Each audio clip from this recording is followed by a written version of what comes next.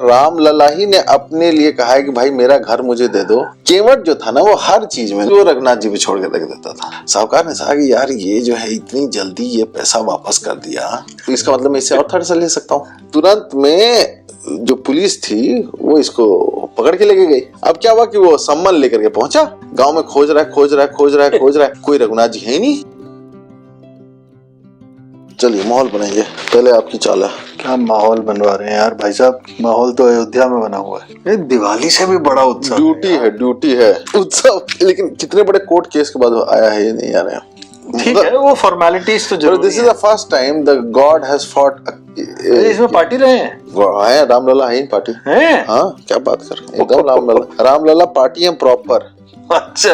और रामलला ही ने अपने लिए कहा है कि भाई मेरा घर मुझे दे दो। मेरा घर छीन गया है, मेरा घर छीन लिया गया है या फिर मेरे घर में कोई और रह रहा है। याद है एक बार एक ऐसे ही संत महात्मा थे वृंदावन में। क्या हुआ कि एक वृंदावन में ना एक बाबा जी आते थे, तो सब लोग जैसे सब लोग महात्मा जी करता है ना, उनको कहते थे जज साहब। एक बार किसी ने पूछ दिया कि महाराज को आप लोग जज साहब काहे कहते हैं। महाराज ने कहा कि जज साहब थे, तो बोले कि जज थे। बोला हाँ ये हाई कोर्ट के जज थे कि शायद डिस्ट्रिक्ट कोर्ट के जज थे, और वो साउथ इंडियन थे, और वो केरला के या तमिलनाडु के किसी गांव के आसपास उनकी पोस्टिंग थी। बहुत पुरानी बात है, 1960s में ना वो वहां पे जज थे। उनके यहाँ एक अजीब सा केस आया था।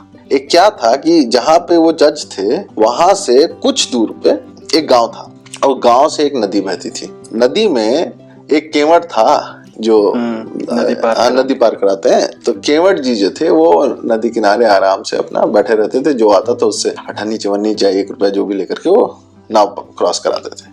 केवट जो था ना वो हर चीज में ना, अगर कोई कुछ भी बोले कि कैसे हो, सब रघुनाथ जी की कृपा है। फिर बोले कि अच्छा बच्चे कैसे हैं, बोले सब रघुनाथ जी की कृपा है, सब ठीक है। तो हर चीज वो रघुनाथ जी पे छोड़ के रख देता था केवट। मतलब उसका यही था। अब जो भी है आस्था थी उसकी, जबरदस्त आस्था थी, बिल्कुल ब्लाइंड फेथ आप कह लीजिए उसकी थी। क्या हुआ कि उसकी बेटी की शादी होनी थी केवट की। तो उसने क्या किया कि वो गया गांव के साहूकार के पास, उसने लिए 200 रुपए उधार। 200 रुपए वाला प्रिंसली सम ऑफ मनी। तो उसने कहा कि भाई हम लोग ब्याज दर है वो सब हम लोग सेट कर लेते हैं, और आप जो हमको बोलिएगा ब्याज हम दे देंगे। अच्छा। तो जो साहूकार था उसने कहा कि ठीक है, तुमने 200 रुपए लिए और इतना ब्याज हुआ, ये कागज मैं लिख करके दे रहा हूँ, तुम्हारे सामने लिख रहा हूँ ये कागज। तो कहता है ठीक है, सब रघुनाथ जी जानते हैं, सब वही करवाएंगे। ये वो अपना करके बेचारा चला गया, और वो कागज साहूकार ने रख लिया। अब क्या हुआ कि उसकी बेटी की शादी हुई, अच्छे घर में हुई। उसके भाइयों ने सबने उसको कंट्रीब्यूट किया, सबने मिला जुला करके उसकी बेटी की शादी कर दी। अब जब शादी हो गई तो जो उसके और भी जो चाचा के भाई थे, मतलब ये थे बेटे, उन्होंने सबने जाकर के बड़ी मेहनत करी, और उन्होंने 200 रुपए और कुछ एक्स्ट्रा पैसे जितने भी थे वो सबने मिला जुला करके इसको दे दिया कि जाओ तुम अपना कर्जा उतार लो। वो लोग रहते थे शहर में, और ये खाली एक अकेले गाँव में रहता था।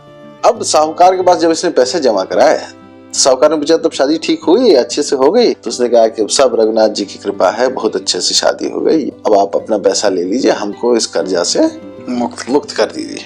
तो साहूकार ने कहा कि तुम श्योर हो, तुमको और कुछ पैसे तो नहीं चाहिए, वरना इसमें से कुछ रख लो। चाहता था कि कंटिन्यू करे थोड़ा सा, ताकि वो कमा सके। साहूकार जी शुरू हो गए थे कि तुम्हें कोई चीज की जरूरत हो अपना नाव मरम्मत करा लो। ये उसने कहा कि नहीं हो गया, हाँ बस नो टॉप अप लोन। साहूकार ने कहा कि यार ये जो है इतनी जल्दी ये पैसा वापस कर दिया, तो इसका मतलब मैं इसे और थोड़ा सा ले सकता हूँ। तो साहूकार जी शुरू हुए। उन्होंने क्या कहा कि उन्होंने उसी समय एक और कागज लिखा कि इसके ऊपर इतने पैसे बाकी हैं, और ये तो अंगूठा लगाता था। उसने कहा कि जाओ ना जरा सा पानी वहां लेके आओ, जरा प्यास लगी हुई है। तो जैसे ही मुड़ा इन्होंने कागज बदल दिया, और वो आया, उसने कहा कि यही कागज है, अंगूठा लगाओ।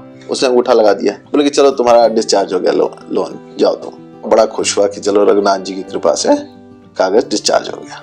एक दिन क्या हुआ, साहूकार पहुंच गया थाने, और उसने कहा कि इसने जो है मेरे पैसे वापस नहीं किए, देखो इसने कागज पे लिख के भी दिया था, ना तो मुझे सूद दे रहा है ना मूल दे रहा है, कुछ भी नहीं दे रहा है। अब उसका तो अंगूठा लगा हुआ था उसके ऊपर। तो तुरंत में जो पुलिस थी वो इसको पकड़ के लेके गई। उसने पूछा कि भैया तुमने पैसे वापस किए कि नहीं किए? इसने कहा कि पैसे तो हमने पूरे वापस किए थे। तो बोले साहूकार तो कह रहा है कि पैसे तुमने वापस नहीं किए।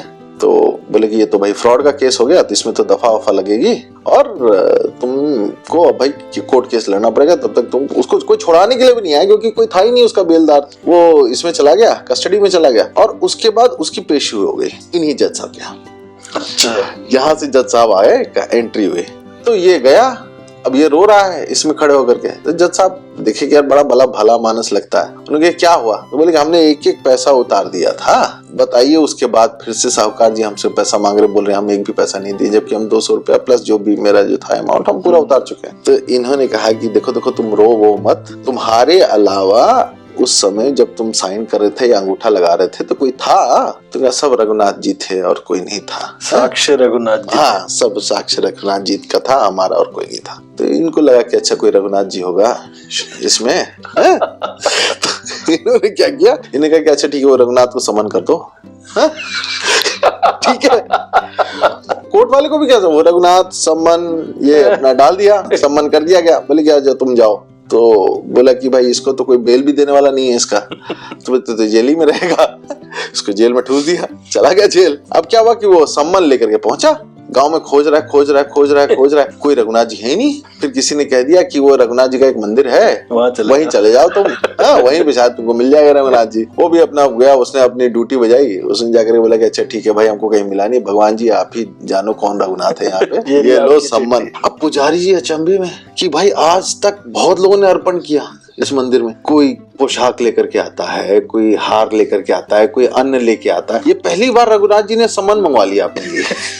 वो भी कोर्ट का सम्मन है। अब क्या हुआ कि पुजारी जी ने सोचा कि भाई ये क्या किया जाए अब इसका यार। उन्होंने कहा जो ईश्वर जाने, उसने सिग्नेचर कर दिया कि ठीक है रघुनाथ जी आएंगे, जाओ। पुजारी जानता था केवट को, क्योंकि उसी के गांव का था। अब वो बेचारा इतना दुखी कि इतना भला मानस बेचारा, इतना अच्छा आदमी, और कोर्ट कचहरी के केस में फंस गया। और रघुनाथ जी को समन भी आ गया। अब क्या जाने, रोज बेचारा सोच रहा है कि अब डेट आने वाला है, क्या होगा उसके साथ, क्योंकि भगवान तो यहाँ है और तो है नहीं कहीं।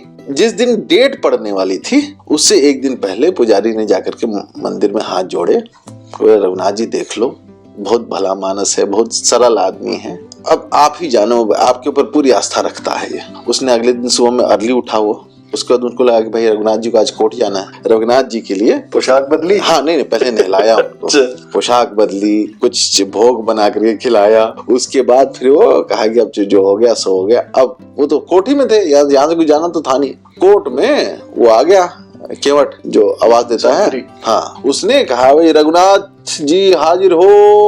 एक बार बोला, दो बार बोला, तीसरी बार बोला तो देखा कि एक बूढ़ा आदमी, बहुत बूढ़ा और एकदम जर्जर लाठी लेकर के आया हुआ है। कहा कि हाँ। तो केवट हाथ जोड़ करके खड़ा हुआ है। वो आया कोर्ट में खड़ा हुआ। उसके बाद उसको सुनाया गया कि भाई ये सब कार्रवाई हुई है, ये शिकायत आई है इनके खिलाफ, ये वो पूरा अपना बताया। तो उसने कहा कि जी मैं उस समय था जब केवट और उसके बीच में ट्रांजैक्शन हो रहा था, तो मैं वहां प्रेजेंट था। तो ये कह रहे कि नहीं, ये तो जिसके ऊपर इल्जाम लगाया गया है वो तो कह रहा है कि कागज उस समय जो साइन किया था इसने, उसमें लिखा था कि भाई ये डिस्चार्ज हो रहा है 200 रुपए के लोन से। तो कहा कि नहीं ये झूठ बोल रहा है जो साहूकार है। आप अभी, साहूकार तो यहीं खड़ा है कोर्ट में, तो आप जाइए और वो रजिस्टर लेकर के आइए, क्योंकि उस रजिस्टर में वो कागज अभी भी पड़ा हुआ है जो ओरिजिनल कागज था डिस्चार्ज का, उसी रजिस्टर में दबा हुआ है। तो ये जो साहूकार था उसका दिमाग ठनका कि ये आदमी कौन है, इसको तो आज तक पहचाना नहीं है। और बड़े कॉन्फिडेंटली, हाँ बड़े कॉन्फिडेंटली वो आदमी बेचारा अपना खड़ा है, अपना बता रहा है, और भी कुछ जवाब दे तो बेचारा चुप रहे। केवट हाथ जोड़ करके ऐसे देख रहा है, रो रहा है कॉन्स्टेंटली चुपचाप।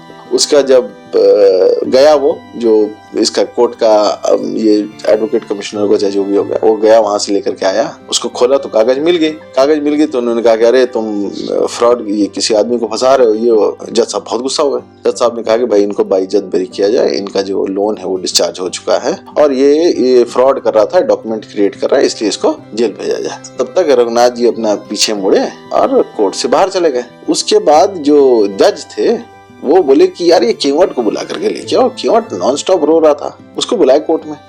बोले ये बताओ कि तुम रो क्यों रहे थे, तुम तो जीत रहे थे केस। तो कहे कि आज हमारा गवाही रघुनाथ जी देने के लिए आए थे। तो बोले कि हाँ, तो हम समन भेजे थे उनको। तो कहे कि अच्छा, तो समन कहाँ भेजे थे? तो संतरी को बुलाया गया जी। बोले कि रघुनाथ जी रहते कहाँ है? तो बोले मेरे साथ ही रहते हैं। बोले कहाँ रहते हैं? बोले जहाँ हम रहते हैं वहां रहते हैं। बोले और कहाँ रहते हैं? बोले हर जगह रहते हैं। बोले हर जगह कैसे रह सकते हैं भाई? तो उनका कोई घर का एड्रेस होगा? बोले कि हाँ वो मंदिर में रहते हैं। तो अच्छा मंदिर में साथ रहते हैं तुम्हारे? बोले कि नहीं वही विराजमान है मंदिर में। तो जज साहब कहे वही विराजमान है मंदिर में मतलब? तो कहा वो रघुनाथ जी कौन है? बोले वही जिसका मूर्ति आप पीछे लगा के रखे हैं। जज साहब पीछे देखे तो राम दरबार लगा हुआ था वहां पे। तो कहा आज ये आए थे?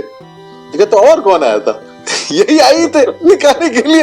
अब जज साहब का दिमाग ठनका, जज साहब बाहर दौड़े और जज साहब जो है ना इधर रघुनाथ जी कहाँ मिलने वाले थे? रघुनाथ जी चले गए अपना काम करके। वो बेचारे लगे रोने कि भाई जब king of the world is standing in the court और मैं बैठा हुआ हूँ जज बन के और मैं पहचान नहीं पाया। कोई नहीं पहचान रहा, ऑब्वियसली कोई नहीं पहचान रहा है। और बोले कि और जब ये सारा प्रोसीडिंग्स हो गया तब भी एक अपॉर्चुनिटी अगर मिला होता तो उनको उस नजर से तो देखता मैं कम से कम कि भगवान कैसे हैं, लेकिन तब तक तो चले गए थे। लेकिन कोर्ट के रिकॉर्ड में वो रघुनाथ जी लिखे हुए आज तक लिखे हुए Raghunath ji. I think it is a real case, शायद एक रियल केस है।